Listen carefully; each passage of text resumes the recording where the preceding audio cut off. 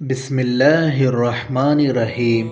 بنی اسرائیل کا نظام یوں چلتا تھا کہ ہمیشہ ان لوگوں میں ایک بادشاہ ہوتا تھا جو ملکی نظام چلاتا تھا، اور ایک نبی ہوتا تھا جو نظام شریعت اور دینی امور کی ہدایت و رہنمائی کیا کرتا تھا۔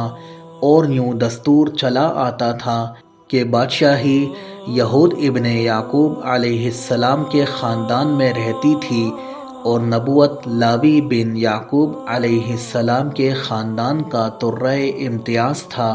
حضرت شموئیل علیہ السلام جب نبوت سے سرفراز کیے گئے تو ان کے زمانے میں کوئی بادشاہ نہیں تھا، تو بنی اسرائیل نے آپ سے درخواست کی کہ آپ کسی کو ہمارا بادشاہ بنا دیجیے، تو آپ نے حکم خدا بندی کے مطابق طالوت کو بادشاہ بنا دیا، جو بنی اسرائیل میں سب سے زیادہ طاقتور اور سب سے بڑا عالم تھا، لیکن بہت ہی غریب و مفلس تھا۔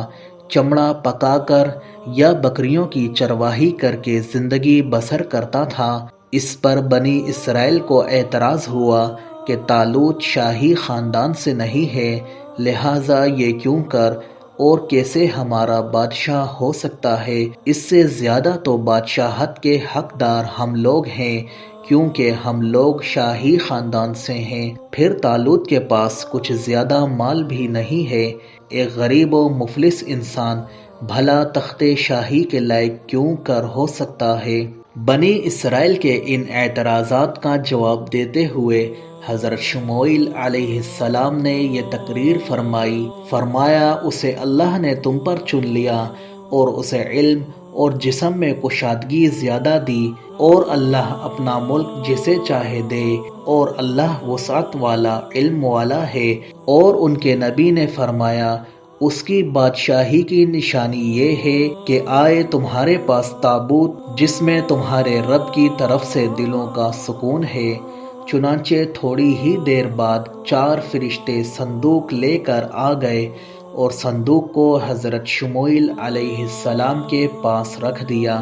یہ دیکھ کر تمام بنی اسرائیل نے طالوت کی بادشاہی کو تسلیم کر لیا، اور آپ نے بادشاہ بن کر نہ صرف انتظام ملکی سنبھالا بلکہ بنی اسرائیل کی فوج بھرتی کر کے قوم عمالقہ کے کفار سے جہاد بھی فرمایا۔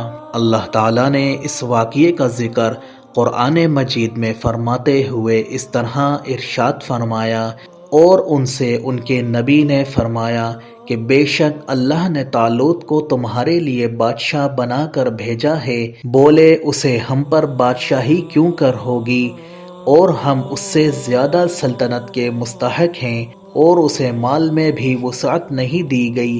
فرمایا اسے اللہ نے تم پر چن لیا، اور اسے علم اور جسم میں کشادگی زیادہ دی، اور اللہ اپنا ملک جسے چاہے دے، اور اللہ وسعت والا علم والا۔ اور ان سے ان کے نبی نے فرمایا اس کی بادشاہی کی نشانی یہ ہے کہ آئے تمہارے پاس تابوت جس میں تمہارے رب کی طرف سے دلوں کا چین ہے، اور کچھ بچی ہوئی چیزیں ہیں۔ معزز موسیٰ علیہ السلام اور معزز ہارون علیہ السلام کے ترکے کی اٹھاتے لائیں گے اسے فرشتے، بے شک اس میں بڑی نشانی ہے تمہارے لیے اگر ایمان رکھتے ہو۔ اس واقعے سے جہاں بہت سے مسائل پر روشنی پڑتی ہے، ایک بہت ہی واضح درس یہ ملتا ہے کہ اللہ تعالیٰ کے فضل اور اس کی نوازش کی کوئی حد نہیں ہے۔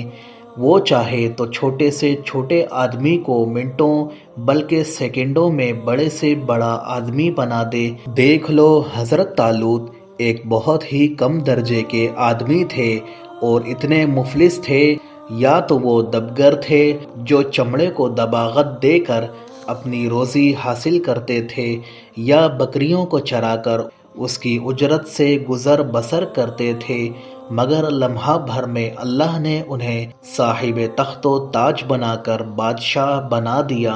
اس واقعے سے اور قرآن مجید کی عبارت سے معلوم ہوا کہ جسمانی توانائی اور علم کی وسعت بادشاہی کے لیے مالداری سے زیادہ ضروری ہے، کیونکہ بغیر جسمانی طاقت اور علم کے نظام ملکی کو چلانا اور سلطنت کا انتظام کرنا تقریباً محال اور ناممکن ہے۔